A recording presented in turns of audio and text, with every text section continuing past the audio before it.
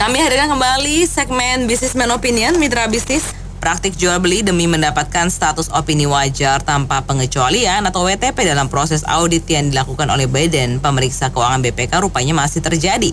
Sidang lanjutan kasus korupsi ex-Menteri Pertanian SYL menguak seorang auditor BPK bernama Victor pernah meminta uang 12 miliar rupiah kepada Kementan supaya hasil audit Kementan mendapatkan status WTP dari BPK. Sebelumnya, status WTP Kementan terganjal lantaran adanya indikasi fraud dengan nilai besar dalam pelaksanaan program food estate. Apa komentar Anda mengenai praktek jual beli status opini wajar tanpa pengecualian dalam audit BPK ini? Silakan berikan opini Anda di 633-9160 atau WhatsApp call di 0816924924. Tuh, status WTP-nya bisa dijual belikan ya. Iya. Ya inilah, makanya saya kembali lagi, saya juga sampai melongo-longo ya. Di media kaca itu, seorang menteri bisa mendandani anak cucunya. Bisa makan 3 juta per hari, mantap itu saya bilang. Makanya saya bilang, kalau bisa itu dari menteri, dari presiden lah, kepresidenan juga sampai ke bawah itu. Setiap akhir tahun itu diaudit saja, diaudit yang benar terbuka lah. Kalau BPK yang bermain juga, permainan mereka juga ibarat bahasa-bahasa yang lagi ngetren, tapi sebetulnya saya nggak mau nih bahasa cawe-cawenya, nggak tahu cawe-cawe apa, kalau anak saya bilang tuh cakwe. Jadi kalau ibaratnya bahasa cawe-cawenya nih yang busuk-busuk semua harus diperiksa lah. Makanya setiap pemimpin dari mulai menteri, kalau presidennya nggak mau diperiksa, dari setiap menteri itu setiap mereka jalan ada anggaran-anggarannya itu diperiksa, itu pengeluaran mereka akhir tahun itu sama aja kayak kita perusahaan. Kita perusahaan tiap tahun kan diperiksa oleh mereka, Departemen Keuangan, Pajak. Kalau kita tidak ini pemain sulap deh yang bermain di pajaknya itu. Dia kan masih aja bermain, saya bilang kembali lagi. Nah kembali begitu juga para menteri juga pengeluaran dana.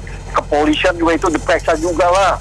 Bukannya apa-apa, kasihan rakyat loh. Rakyat kasihan melihat di media kaca itu seorang menteri bisa mendandani anak-anak cucunya membelikan mobil. Waduh, kita rakyat di atas saja mau beli bajai saja nggak mampu. Mereka Alfred yang beli, bukannya Alfred lagi, Alfred yang beli mereka. Jadi kembali lagi saya bilang, ini pejabat-pejabat ini coba kalau ingin kaya janganlah dari negara ini mencari makan untuk anak cucunya. Malu, kasihan, rakyat susah. Jangan aji mumpung saya lagi menjabat, saya lagi berkuasa, bapak saya penguasa, saya ini juga aji mumpung, jangan. Kasihan, kalau mau kayak begitu ya di perusahaan Anda lah. Situlah bermain lah, mau jadi apa, mau dirusak apa, mau dimakan yang punya saya kok. Bukan orang lain, bukan rakyat, bukan negara yang punya. Jadi kembali lagi, saya cuma minta tolong para pejabat-pejabat kita ini tolong merenung lah. Founding father kita ini sekarang lagi menyaksikan ini Indonesia ini bagaimana, apalagi kita sudah, tentara-tentara Allah sudah bergerak semua ini, banjir di mana-mana, gempa di mana-mana. Ini kembali lagi ke diri kita semuanya, bukan segelintir manusia lagi, perbuatan kita juga manusianya, rakyatnya. Jadi berempatilah para pejabat-pejabat ini. Kondisi kita lagi kayak gini, mereka harus benar-benar, kekuasaan itu amanah, bukan kekuasaan itu aji mumpung untuk mendandani keluarga dan anak cucunya. Begitu saja, makasih. Assalamualaikum. Menurut saya kendalanya ini di sumber daya manusianya ya Bu ya. Oke. Karena kan salah satu selain sumber daya manusia dan juga Departemen Keuangan Bu. Departemen Keuangan ini merupakan salah satu departemen yang tingkat korupsinya paling tinggi ya, mulai dari bea cukai, terus perpajakan, dan sekarang ini yang bagian BPK-nya. Nah, sumber daya manusia ini menurut saya yang menjadi masalah, karena terus terang dari kita kan untuk melegalkan undang-undang perampasan hak itu sangat susah ya Bu ya. Yeah. Nah, jadi menurut saya salah satu jalan itu adalah dari Bu Srinya, Menteri Keuangan Ibu Sri Mulyani ini harus berani ya mendobrak ya, untuk di departemennya itu dibuatkan undang-undang bahwa untuk departemennya jika ada anak buahnya atau karyawannya yang terbukti melakukan pemerasan ataupun korupsi atau penggelapan uang, itu asetnya itu disita. Nah, mungkin bisa dari Departemen Keuangan dulu diberlakukan seperti itu. Kalau misalkan dari pemerintah kan agak susah ya Bu ya. Karena kan kalau pemerintah semuanya kan kita harus persetujuan DPR, MPR dan DPRD ya. Itu banyak jalurnya. Jadi Ibu Sri Mulyani itu bisa melakukan dari departemennya terlebih dahulu, karena menurut saya lumbung korupsi paling besar itu ya di Departemen Keuangan. Itu pertama. Dan kedua, yang menurut saya yang paling fatal itu adalah pegawainya. Saat ini kan pegawai undang-undang kepegawaian pemerintah itu, pegawai negeri itu gak bisa dipecat. Nah itu yang membuat salah kaprah. Sekarang pegawai swasta itu bekerja keras tanpa korupsi, bekerja on time, itu demi apa? Demi tidak dipecat, Bu. Nah sekarang undang-undang kepegawaian pegawai negeri Indonesia itu tidak bisa dipecat. Bahkan yang kemarin sangat viral sekali ya, ada jaksa yang sudah ketahuan korupsi dipecat dan dipindahkan ke Medan.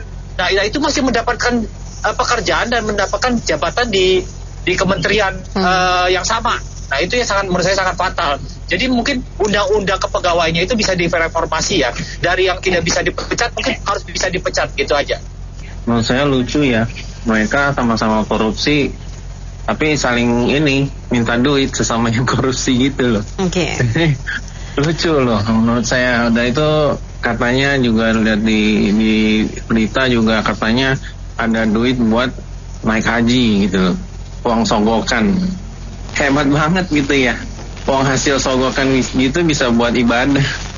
Jadi maksud saya udah nggak takut lagi sama apapun itu. Mungkin juga karena memang di mana-mana itu sama. Jadi di mau lembaga apa yang satu ini sih semua sama, jadi merasa biasa aja tuh korupsi gitu loh. Menurut saya sih udah parah lah. Kalau mau ada pengawasan dari masyarakat lah, terutama di universitas yang bisa mengaudit langsung. Kita nggak bisa percaya lagi lembaga negara gitu, semuanya saling makan. Lucu aja sih. Oke, makasih. Ini terkait dengan food estate. Iya. Selama ini yang kita tahu food estate itu kan dikelola Menhan. Apakah terkait dengan Menhan? Menhan ini jadi presiden nanti ini. Oke. Apa bisa keungkap semua nggak gitu loh? Kalau terkait dengan food estate yang disampaikan yang di Kalimantan itu gitu loh. Ini tanda clearkan dulu Mbak, supaya nggak blunder nanti lah. Terima kasih. Kita hampir tiap hari ya dengar cerita-cerita begini ya. Kita jadi bosan Mbak.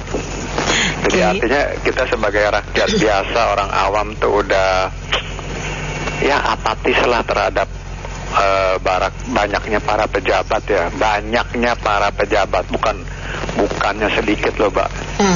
Jadi saya boleh katakan ini kalau mau dibilang, mau jujur nih, itu mungkin 90% ngeri dah, korup.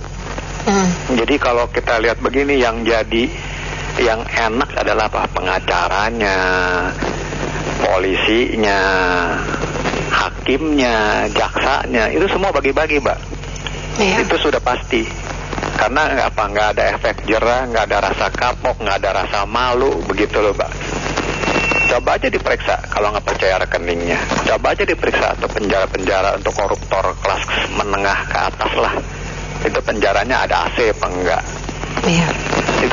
Itu udah bukan rahasia umum. Jadi menurut saya ini siapapun yang jadi presiden ini tidak akan melakukan perubahan kecuali dari presidennya. Mulai dari presiden sudah komitmen kita tidak boleh melakukan korupsi.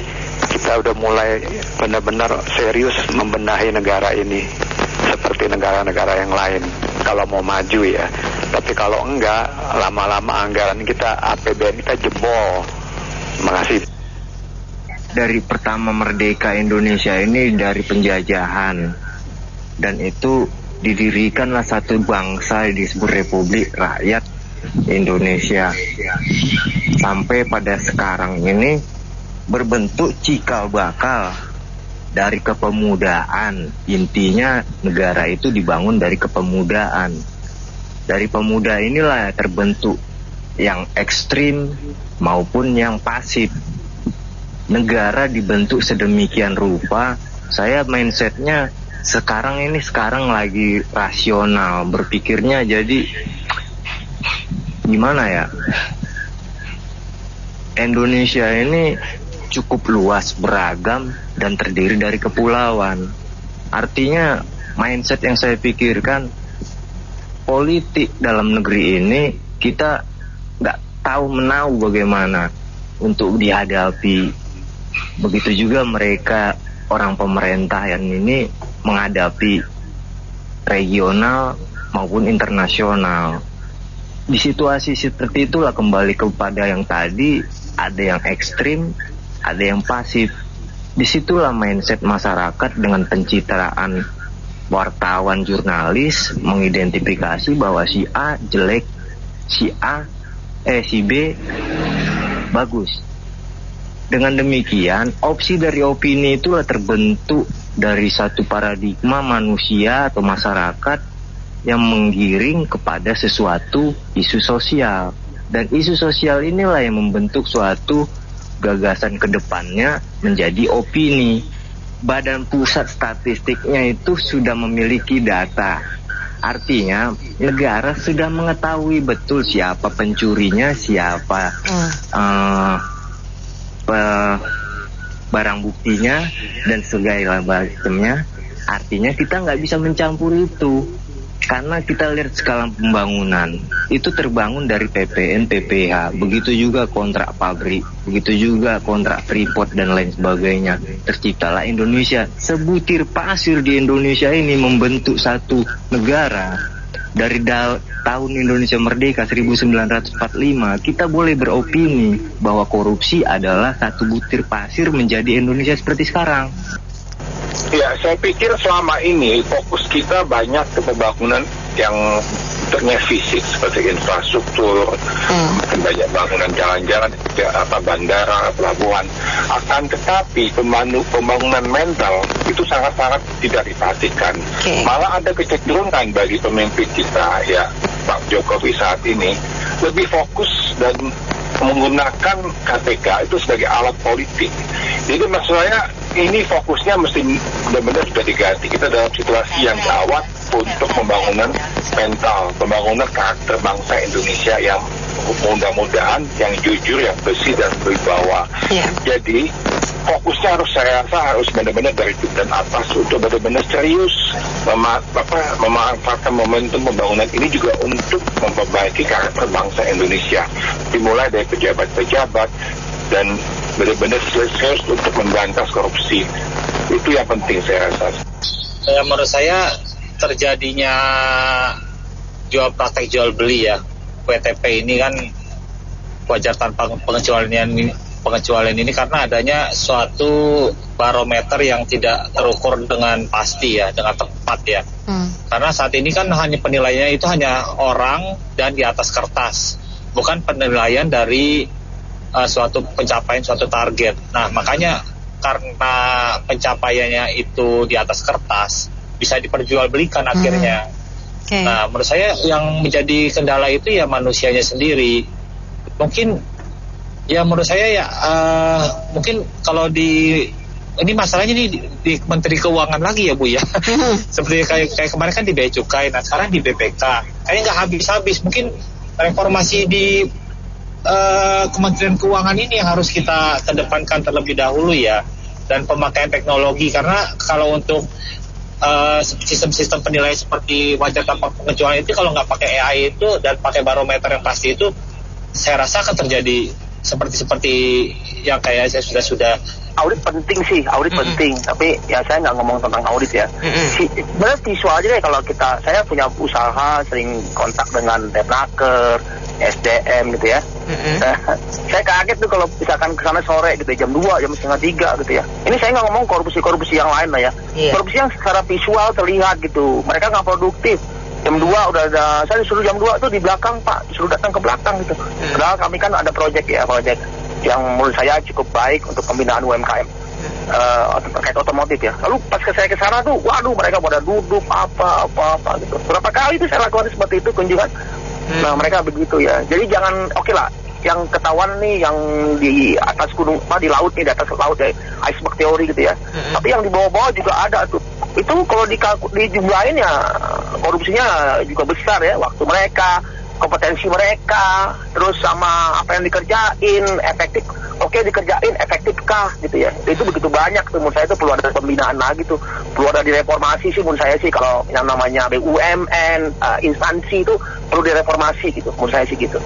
Iya, kalau begini kan menunjukkan kredibilitas pemerintah kita dengan instansinya tidak baik ya di mata masyarakat gitu loh. Sampai jual beli seperti ini bisa dilakukan. Dulu ijazah palsu pun bisa diterbitkan gitu. Jadi kalau sampai demikian ijazah palsu kedokteran, tapi ini bukan bidang kedokteran pamannya, tidak bisa mengobati orang secara penuh gitu loh. Ini yang berbahaya kan. Begitu juga dengan seperti kasus ini ya, di mana begitu ketahuan boroknya atau ya mohon maaf itu tingkat korupsi yang terjadi, tapi ditutup-tutupi dengan menghibahkan sejumlah uang kan. Ini kan jelas-jelas ini berbahaya. Jadi artinya kita tidak bisa tolerir ya dengan tindakan-tindakan seperti itu kalau itu benar dan bisa dibuktikan. Jadi ini bisa menjadi presiden buruk bagi kondisi instansi pemerintah di Indonesia gitu loh. Saya sih nggak heran ya. Jangankan cuma auditor BPK, hakim pun yang katanya wakil Tuhan itu nggak takut sama Tuhan. Dia lebih takut pada kemiskinan. Jangankan hakim, pemuka agama aja berlomba-lomba cari duit. Ya, dengan melacurkan apalah, mau imannya apa, integritasnya apalah ya. Jadi memang kalau Indonesia mau bagus, lakukan hukuman mati untuk orang-orang seperti ini.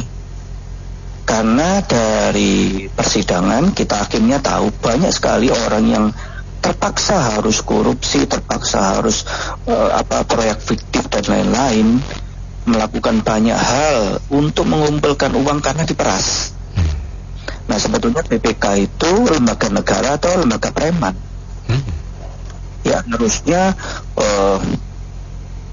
presiden mungkin ya, sebagai kepala negara pun juga mungkin memerintahkan mengaudit BPK itu sendiri, orang-orangnya, kinerjanya selama ini, semua. Kita mungkin nggak percaya lagi sama KPK ya. Ya sudah, siapa yang mau mungkin ada yang masih berintegritas dari kampus-kampus ya, yang masih mau netral lah ya, tidak berpolitik, tidak berorientasi uang, tapi katanya ingin menegakkan negara yang baik ya, seperti orang-orang yang dirty vote itu, yang keluar-keluar sangat berintegritas. Kita uji aja. Iya, jadi maksud saya itu masalah WTP, masalah BPK itu sebetulnya kan udah sangat lama dan bertahun-tahun berjalan, seperti juga nasi udah basi Pak. Jadi nggak ada gunanya gitu loh. Jadi sesuatu praktek yang memang sudah dijalankan, sudah demikian membusuknya gitu, akar-akarnya gitu. Jadi saya kira ya ini nggak ada pengecualian, artinya semua siapapun yang terlibat, apapun yang ada, dihukum mati. Nah, ini yang lebih jelas. Kalau sudah seperti itu, baru disebut Indonesia itu maju ke depannya. Karena apa? Karena dengan image yang demikian, Indonesia makin kuat di penataran internasional. Jadi kalau tidak seperti itu, jangan ngimpi, orang bilang, ya. Yang pertama itu atasannya itu harus dipecat juga. Yang kedua itu waktu sumpah jabatan itu loh Pak. Bukan sumpah jabatan di atas kitab suci masing-masing. Di tulisannya dikatakan apabila saya korupsi atau bersalah, saya rela atau saya tidak akan masuk surga, dihukum di neraka, turunan saya juga. Terus kemudian sekalian juga berjanji kepada Tuhan bahwa tidak akan membuat Indonesia kacau balau seperti ini. Semuanya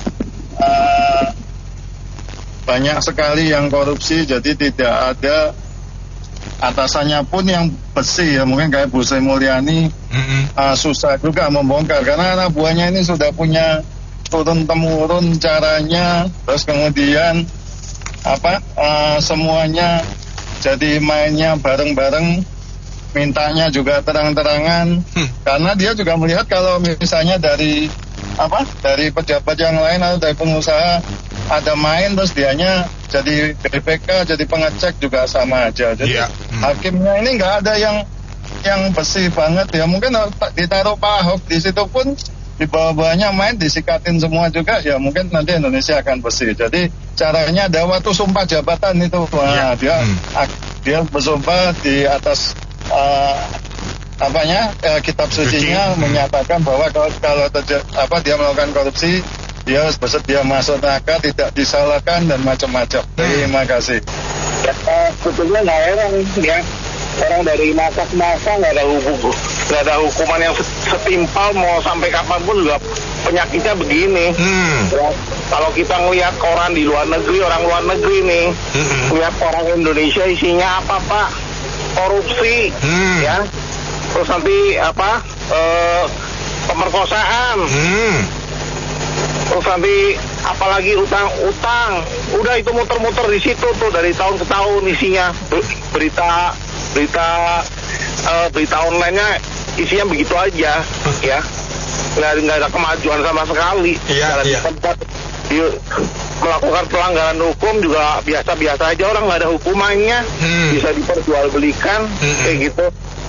Jadi sangat memprihatinkan sekali ya. Masalah udah ngerti masalahnya kronis kayak gini, tapi ada pembiaran. Mestinya kan diusut tuh yang melakukan begitu siapa tuh? WTP kayak jualan sertifikat halal aja, diperjualbelikan kayak gitu. Itu aja deh Pak. Tapi saya kira ini temanya ini agak sedikit keliru gitu. Karena apa? Karena nggak disebut oknum. Ini nanti BPK-nya ngambek bro. Sebab kenapa? Gue teringat yang dulu yang Gubernur DKI, Ahok, kan gue teriak paling kenceng waktu itu. Iya betul. BPK, apaan itu katanya, mau WTP. Waktu itu dia nggak sebut oknum. Makanya kena lah dia dihajar kan. Tapi aduk sama politik. Jangan sampai nanti Pak Sefem dihajar juga nih sama BPK. Agak sebuah oknum. Jadi kita kembali, ini sebenarnya seperti rahasia umum. Apa sih yang berani ngomong gini selain Basuki Cahayapurnama? Ya sebenarnya ini kan rahasia umum yang terjadi terus-menerus. Ya kan, di pemerintahan daerah, entah di kepala daerah, entah di departemen, entah di mana, semuanya begitu mengagungkan yang namanya WTP. Yang periksa mereka BPK doang kok. Ya gimana nggak mau merajalela? Nah, saya pikir ini kembali ke persoalan, ini kan terkait juga dengan korupsi, gratifikasi. Ya karena kita tidak ada aturan yang jelas untuk menjerat mereka supaya benar-benar mereka itu nggak berani lagi. Ya kan? Ini kan aturannya nggak jelas semuanya. Setelahnya apa? Lanjutannya apa? Setelah ketangkap oknumnya, ada yang buka seperti ini. Kan nggak jelas. Jadi tidak ada yang memiskinkan mereka, yang merampas aset mereka, yang melalui undang-undang. Saya berulang kali akhirnya saya mengatakan, karena yang berkaitan dengan rancangan undang-undang itu wilayah politik, eksekutif apa legislatif. Jadi sekarang Indonesia itu tergantung lembaga yudikatif punya berani apa enggak, karena hakim itu adalah suara Tuhan. Undang-undangnya nggak ada pun kalau hakim berani putuskan dari hukum. Kita lihat pernah kita punya hakim Artijo kok, yang begitu keras. Siapa yang berani banding korupsi pas ketemu dia? Bukannya dikurangin, ditambah-tambahin sama dia. Betul. Ya kan? Jadi untuk sekarang ini, kalau kemauan politiknya nggak ada di eksekutif sama legislatif, hanya harapannya itu hanya yudikatif. Nggak ada harapan di KPK, jaksa, polisi juga nggak ada, karena semuanya main mata. Yang satu tuntut menuntut lah, lantas yang membuat keputusan lah, nanti di Menteri Hukum dan HAM itu juga, itu kan semua orang tahu di penjara begitu merajalela. Yang narkoba lah, yang korupsi bisa kemana-mana lah, mau dibawa kemana negara ini bro? ada sudut pandangan yang menurut saya ini juga berbahaya. Katanya ini isu korupsi ini kan di segmen kelas menengah yang nggak begitu yang sampai gimana lah, kalau kebutuhan pangan kan segmen masyarakat bawah, sehingga pemerintah jaga habis-habisan kan. Iya. Nah, tetapi jangan salah, segmen kelas menengah pun suatu waktu bisa dimanfaatkan untuk membuat situasi politik yang kacau. Jadi saya pikir ini sangat perlu, negara ini harus terus memperbaiki diri lah, dan bukan hanya saran lagi, ini benar-benar harus action. Dan harapan kita memang ya pemerintahan baru, tinggal berapa bulan. Saya kira bro, gitu aja bro. Kalau menurut saya sih itu saya teringat sama pidatonya dari Gubernur Jakarta dulu ya, Pak Ahok ya. Dia pernah ngomong sih masalah BPK ya gitu. Nah, dan ini kan juga istilahnya jadi terbukti juga ya gitu loh. Jadi kalau menurut saya sih kalau memang ada terjadi seperti ini, ada baiknya mungkin di review semua tim-tim yang ada di dalam BPK ya, dari atas sampai bawah gitu loh. Kalau memang ada indikasi keterlibatannya, jadi langsung diganti aja, diganti sama yang baru gitu loh. Jadi istilahnya betul-betul bisa terbebas dari istilah korupsi ada di mana. Itu menurut saya. Terima kasih. Ya, BPK, KPK, Kejaksaan, Kepolisian itu kan termasuk badan-badan yang kita harapkan bisa menjadi pembersih, istilahnya kayak sapu untuk hal-hal yang kotor, terutama korupsi. Akan tetapi kalau sapunya kotor, bagaimana bisa membersihkan yang kotor? Jadi mestinya semua harus direview dan sanksinya terhadap pelanggar-pelanggar yang mestinya sebagai penindak dari tindakan korupsi tapi malah ikut terlibat dalam korupsi, sanksi hukumnya lebih berat. Kemudian untuk BPK khususnya, kalau misalkan yang melakukan pemeriksaan tapi dan memberikan status wajar tanpa pengecualian, akan tetapi di kemudian hari diketemukan adanya kecurangan atau tindakan fraud, maka mestinya tindakan yang oknum atau aparat yang melakukan pemeriksaan yang dulu semestinya diperiksa lagi, malah kalau perlu dikasih sanksi ataupun mungkin diturunin jabatan, supaya mereka benar-benar melakukan tugasnya dengan profesionalisme dan juga bertanggung jawab atas hasil pemeriksaan mereka. Terima kasih. Iya, ya kebetulan saya itu kan dulu masih polisi dan sempat mengurusi kasus korupsi sebelum dibentuk KPK. Bahkan dulu sempat dijadikan anggota KPK yang mantan juga. Sebelum pensiun akhirnya dikembalikan lagi ke polisi oleh presiden-presiden yang berganti-ganti itu.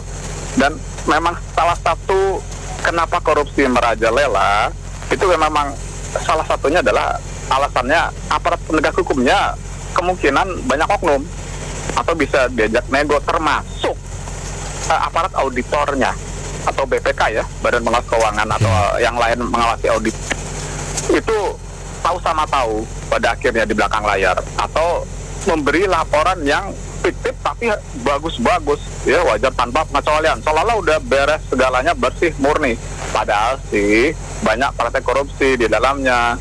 Dan itu pemberian status WTP ada nego-nego atau deal-deal tertentu yang berhubungan dengan pembayaran komisi atau fee.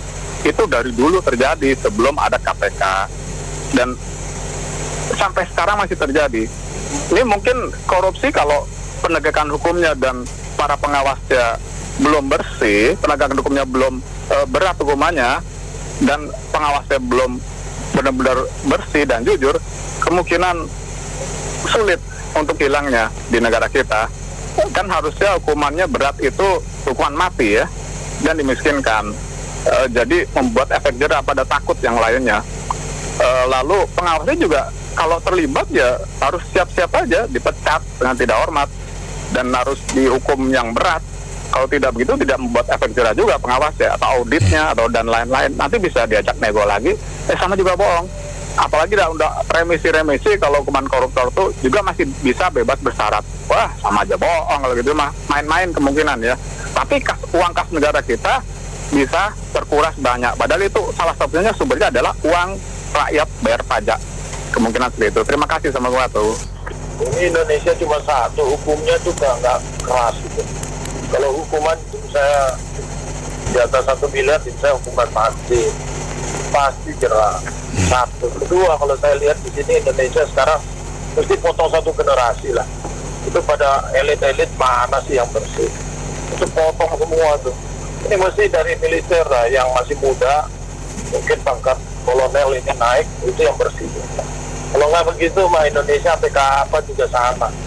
Mereka akan menularkan ke yang baru masuk. Ini akan berjalan terus bagaikan lingkaran setan. Terima kasih. Kalau masalah Kementerian Pertanian kan sebenarnya memang sudah terkuak ya Pak ya. Menurut saya itu memang hulunya di situ gitu loh. Nah, jadi cabang-cabang fraudnya itu sampai sekarang ketemulah dari audit opinionnya aja WTP gitu loh yang dibeli istilahnya gitu. Dan itu sebenarnya dalam terkuak di pengadilan itu kan sebenarnya untuk menjatuhkan, ya artinya menyeret ya kan orang-orang yang terlibat gitu loh. Ya sebisa mungkin disitulah posisi mungkin ya secara taktisnya itu posisi SYL itu untuk apa istilahnya bargainingnya dia gitu loh, bahwa tidak hanya dia menodong, dia pun ditodong gitu loh. Itu udah nggak bener lah. Memang kalau kita lihat memang udah kacau di situ. Tetapi pertanyaannya sekarang, apakah semuanya kementerian kita kacau? Ya kan. Nah, kalau kita niatnya memang terus berbuat baik, terus seperti yang digulirkan pemerintahan kita Pak Jokowi 10 tahun ini, ya walaupun masih banyak kekurangan, tetapi jauh lebih baik daripada sebelum-sebelumnya gitu. Dan masih banyak kementerian yang dikelola oleh menterinya baik itu kayak Bu Sri Mulyani ataupun Pak Luhut gitu dan lainnya bagus. Cuma yang saya mau kasih catatan di sini, inilah yang Pak Luhut pernah bilang yang rame itu. Dia pesan ke Pak Prabowo, nanti jangan bawa orang toksik.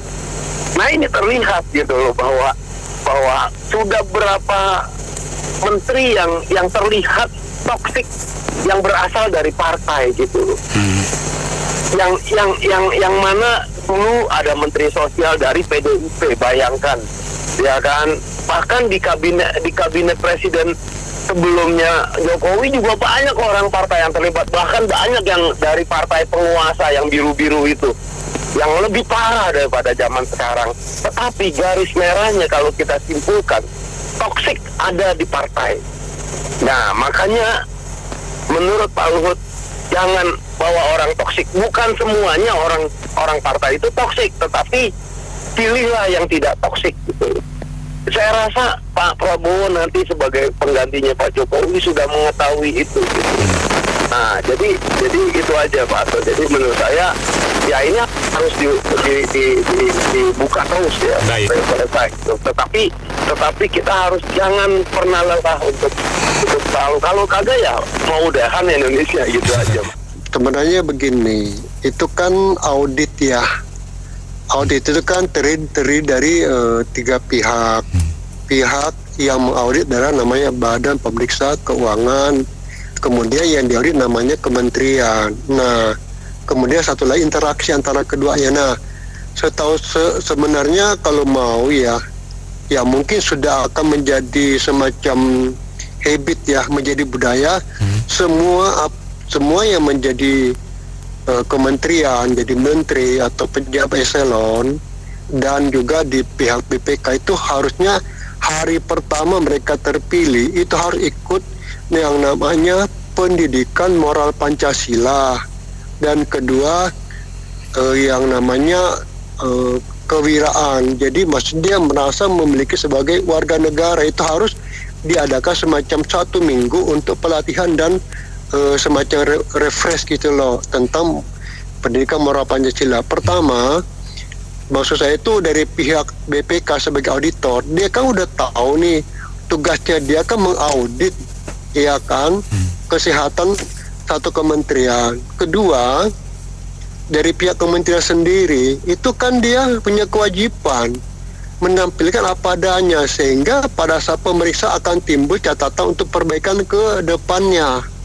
Dan yang menjadi saya sangat miris adalah mengapa hasil audit itu dipublikasikan keluar.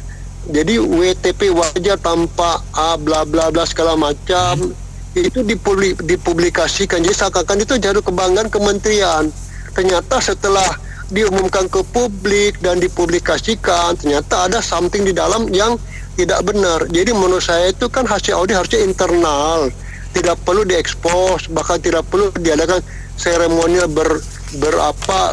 ya ibaratnya seremonial yang menggunakan dana juga kan, nggak ada yang gratis kan. Kalau lagi seremonial itu kan pesan gedung, sewa gedung, itu kan duit rakyat juga. Nah sejatinya hasil audit itu disimpan saja antar internal dan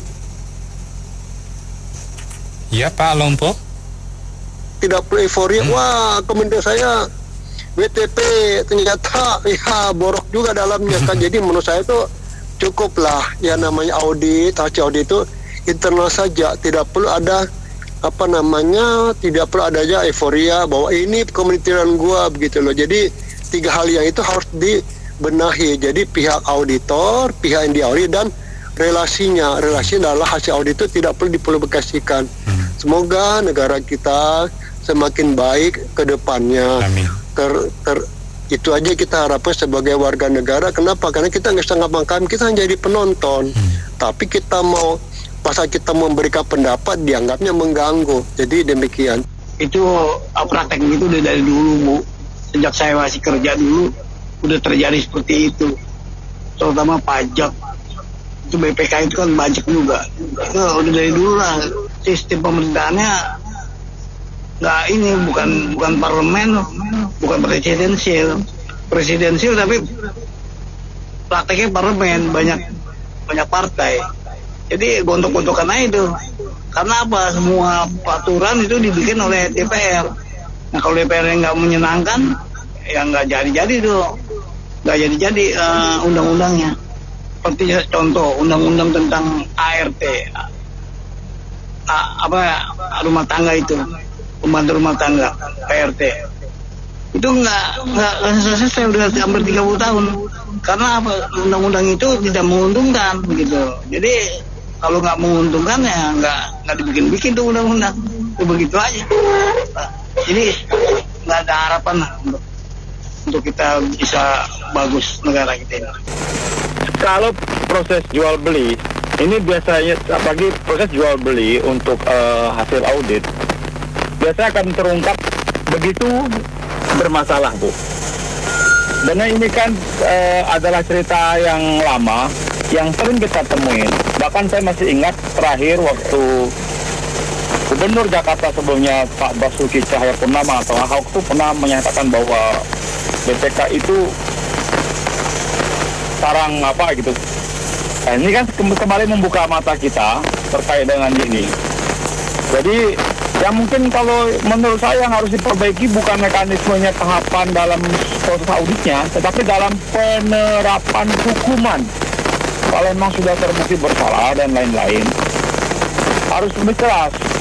Kita tahu semua sekarang kalau yang terbukti melakukan kesalahan, baik itu pelakunya dan yang mensupport terjadinya tindakan itu selalu hukumannya lebih ringan daripada tuntutan.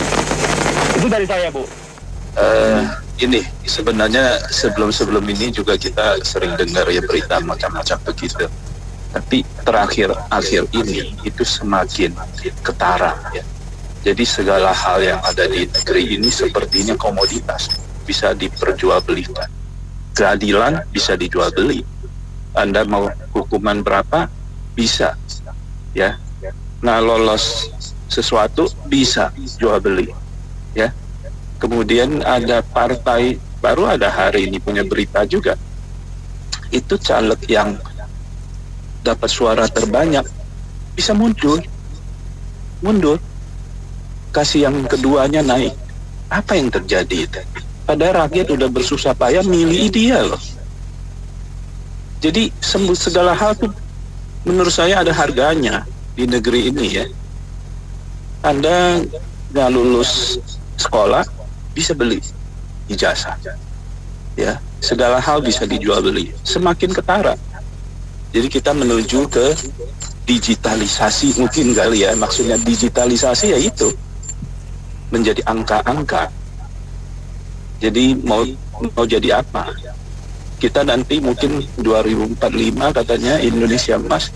Nanti juga pengakuannya dibeli juga. Beli sama peringkat perusahaan-perusahaan peringkat itu. Segala hal bisa dibeli. Begitu ya, tragis ya. Atau biasa-biasa aja. Mungkin ya kita nikmati aja ya. Makasih. Gini, nggak usah lama-lama deh. Baru ini BTS, korupsi BTS itu kan KPK-nya juga ketangkap. Dan KPK itu bekasnya orang partai. Sesudah orang partai dia menduduki PSSI. Jadi nggak usah heran kan kenapa sepak bola kita itu nggak pernah maju. Tapi lucunya saat ini dipegang Pak Erick Thohir, tapi Pak Erick Thohir dimaki-maki terus, dibenci. Kenapa? Karena para elit paling benci dengan siapa yang ada di pinggirnya Pak Jokowi atau yang bersih. Contoh lagi, bagaimana Bu BPK-nya tidak bermain jual beli, orang yang namanya KPK-nya aja juga seperti itu. Contoh, BPK yang memberi teguran ke gubernur yang baru copot itu malah dimutasi ke Aceh. Lah, hal-hal seperti ini kan KPK-nya juga tutup mata, tutup telinga, dan mati hatinya. Terus ditambah lagi, peristiwa yang paling gede itu adalah pembekuan daripada Petrol. Dan hasil daripada semua audit sudah diberikan kepada Ketua KPK yang saat ini adalah menjadi aktivis yang seperti sosial paling bersih.